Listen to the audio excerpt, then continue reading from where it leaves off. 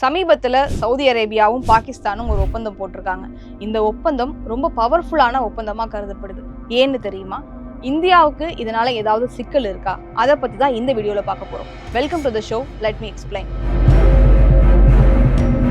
சமீபத்தில் பாகிஸ்தானுடைய பிரதமர் ஷெரீஃப் சவுதி அரேபியா போயிருந்தாங்க. அங்கே ஸ்ட்ராட்டஜிக் மியூச்சுவல் டிஃபென்ஸ் அக்ரிமெண்ட் அப்படின்னு ஒன்று சைன் பண்ணாங்க. இந்த அக்ரிமெண்ட் உலக நாடுகளால் உற்று பார்க்கப்படுது.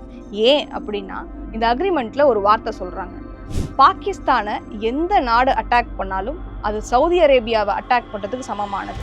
அதே போல சவுதி அரேபியாவை எந்த நாடு அடிச்சாலும் அது பாகிஸ்தானை அட்டாக் பண்றதுக்கு சமமானது அப்படின்னு சொல்லியிருக்காங்க. இந்த வார்த்தை மட்டும்தானா அப்படின்னா இல்லை. இன் ஃபியூச்சர், எதிர்காலத்துல இந்த ஒப்பந்தத்துல மற்ற அரபு நாடுகளும் சேர்ந்து நாட்டோ மாதிரியான ஒரு பெரிய அமைப்பை உருவாக்குறதுக்கான வாய்ப்பு இருக்குன்னு சொல்லப்படுது. இதனாலேயே இது ஒரு சக்தி வாய்ந்த ஒப்பந்தமா பார்க்கப்படுது.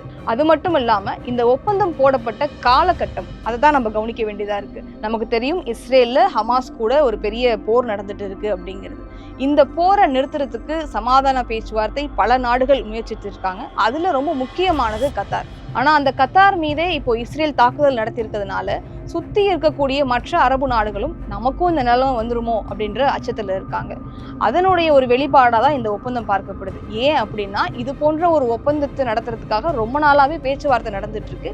ஆனா இப்போ கத்தார் மேல தாக்குதல் நடத்தப்பட்ட உடனேயே சவுதி அரேபியா இந்த ஒப்பந்தத்துக்கு ஒத்து வந்திருக்காங்க. அதனால இது ரொம்ப கவனிக்கப்படுது. இது இஸ்ரேலுக்கு ஒரு அச்சுறுத்தலா இருக்கும்னு சொல்லப்படுது. ஏன் அப்படின்னா, இஸ்லாமிய நாடுகள்லேயே அணு ஆயுதம் வச்சிருக்க ஒரே நாடா பாகிஸ்தான் இருக்கு. இஸ்ரேல் கிட்ட அணு ஆயுதம் இருக்கிறதா சொல்லப்படுது. ஸோ இஸ்ரேலை சமாளிக்க பாகிஸ்தானுடைய சப்போர்ட் இருக்கும் அப்படின்னு நம்பப்படுது. இது இஸ்ரேல் பொறுத்தது. இந்தியாவுக்கு சிக்கல் இருக்கா அப்படின்னு நான் சொல்லியிருந்தேன் இல்லையா? இந்தியாவுக்கு என்ன சிக்கல் வரும் அப்படின்னா, அதே வார்த்தை தான். பாகிஸ்தான் மேல எந்த நாடு தாக்குதல் நடத்தினாலும் அது சவுதி அரேபியா மீது தாக்குதல் நடத்துறதுக்கு சமமானது அப்படின்ற ஒரு வார்த்தை தான். ஒருவேளை ஆப்ரேஷன் சிந்தூர் இன்னும் முடியலை அப்படின்னு இந்தியா சொல்லியிருக்காங்க. பாகிஸ்தான் ஏதாவது சேட்டைகள் பண்ணாங்க அப்படின்னா ஆப்ரேஷன் சிந்தூர் இன்னும் முடியல, எந்த நேரம் வேணா தாக்குதல் நடத்தப்படும் அப்படின்னு இந்தியா தரப்புல ஏற்கனவே சொல்லப்பட்டிருக்கு.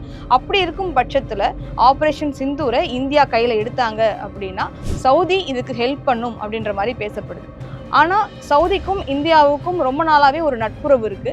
இந்த நேரத்தில் பாகிஸ்தானுக்கு சவுதி ஹெல்ப் பண்ணுமா அப்படின்றது தெரியல. ஏன்னா பாகிஸ்தானுக்கும் சவுதிக்கும் ரொம்ப நாளாகவே இந்த இராணுவ ஒப்பந்தங்கள், இராணுவ ட்ரைனிங் அதெல்லாம் நடந்துகிட்டே இருக்குது. 2015 சவுதிக்கும் ஏமனுக்கும் ஒரு பிரச்சனை வந்தபோது பாகிஸ்தான் ட்ரூப்ஸ் இங்கிருந்து அங்கே அனுப்ப மாட்டேன் அப்படின்னு சொல்லிட்டாங்க. அதனால அது கொஞ்சம் இழுப்பறையில் இருந்தது. ஆனால் இப்போ திரும்ப ஒப்பந்தம் போட்டிருக்கிறதுனால சவுதி பாகிஸ்தானுக்கு ஹெல்ப் பண்ணும் அப்படின்னு ஒரு பேச்சு இருக்கு. ஆனா நேரடியா ஹெல்ப் பண்ணுவாங்களா அப்படின்றது கேள்விதான். ஏன் அப்படின்னா, இந்தியாவோட வர்த்தகம் பண்ணக்கூடிய நாடுகள்ல சவுதி 4வது இடத்துல இருக்கு. 4வது இடத்துல இருக்கு அப்படிங்கிறது வெறும் வார்த்தைகள் கிடையாது. 41 பில்லியன் கணக்கிலான வர்த்தகம் நடந்துட்டு இருக்கு. அப்படி இருக்கும் பொழுது நம்ம மேல சவுதி கை வைப்பாங்களா அப்படின்றது கேள்விதான். இதுக்கு கை வைக்கிறதுக்குன்னு ஒரு வேலிடிட்டி வேணும் இல்ல? பாகிஸ்தான்ல பார்த்தோம் அப்படின்னா வெறும் 3-4 பில்லியன் அளவிலான வர்த்தகம் தான் நடந்துட்டு இருக்கு சவுதிக்கு. கிட்டத்தட்ட 10 மடங்கு அதிக வர்த்தக லாபம் பார்த்தோம்னா இந்தியா கூட தான் இருக்கு சவுதிக்கு. அதனால பாகிஸ்தானுக்கும் இந்தியாவுக்கும் ஏதாவது ஒரு பிரச்சனை வரும் பொழுது சவுதி நேரடியாக ஹெல்ப் பண்ணுமா அப்படின்றது சந்தேகம்தான். ஆனால் மறைமுகமாக ஹெல்ப் பண்ணுறதுக்கு வாய்ப்புகள் இருக்குது அப்படின்னு சொல்லப்படுது. இன்னும் முன்னாடி சொல்லியிருந்தோம் இல்லையா, நியூக்ளியர் வெப்பன் பாகிஸ்தான் சவுதிக்கு கொடுக்க வாய்ப்பு இருக்குது அப்படின்னு. இந்த அக்ரிமெண்ட் எதையுமே வெளிப்படையாக சொல்லலை அப்படின்னாலுமே ஒரு கலக்கத்தை எல்லாருக்குமே ஏற்படுத்தியிருக்கு. இந்த ஒப்பந்தம் குறித்து இந்தியா சொல்கிறது என்ன அப்படின்னா, சவுதி நல்லா யோசித்து செயல்படுவாங்கன்னு நான் நினைக்கிறேன். பாகிஸ்தான் கூட அவங்க ஒப்பந்தம் போட்டிருக்காங்க, அதில் இருக்க சாதக பாதகங்களை நாங்கள் ஆராய்ச்சி பண்ணிட்டு தான் வரோம். ஆனால் நாங்கள் சவுதி கூட ரொம்ப நாளாக நட்புறவில் இருக்கோம். ஸோ அதையும் அவங்க யோசிப்பாங்க அப்படின்னு சொல்கிறாங்க.